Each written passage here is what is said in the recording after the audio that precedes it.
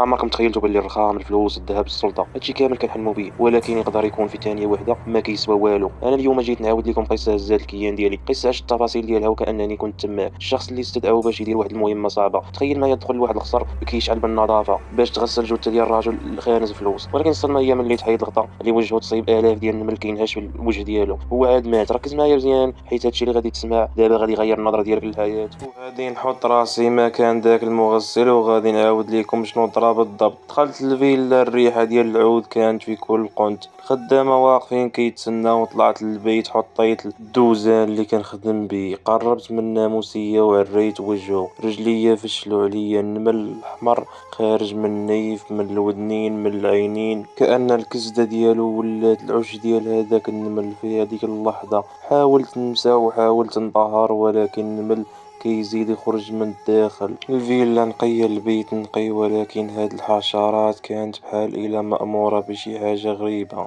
اضطريت في الأخير ندير واحد الحل. عمرني درت وعمرت البانيو بالماء وحطيت الجثة تماك باش يطفو داك النمل ونقدر نكمل الغسل ديالي وأنا قلبي كيضرب بالجد وبالخلعة من داك المنظر.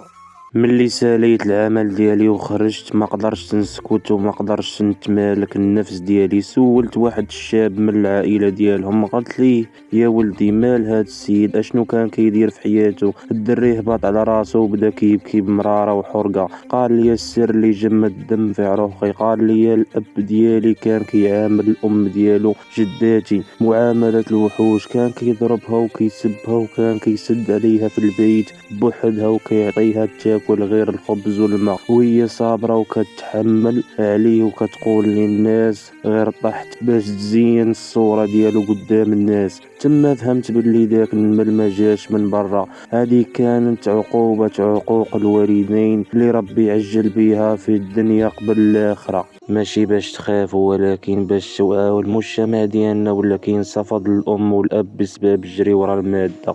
تذكر باللي هاد الفلوس وهاد القصار ما نفعوش هاد الراجل ملي تحط فوق خشبة الغسل. نصيحتي ليك كأخ، سير دابا وبوس يد والديك وطلب منهم السماحة قبل ما يفوت الفوت. بارطاجي هاد القصة مع قاع الناس اللي عزاز عليك باش ننبهوهم. في الأخير بغيت نقول لكم باللي هاد القصة حقيقية وغير نقلتها من عند الشيخ محمد عباس اللي معروف بتغسيل الموتى في الخليج العربي.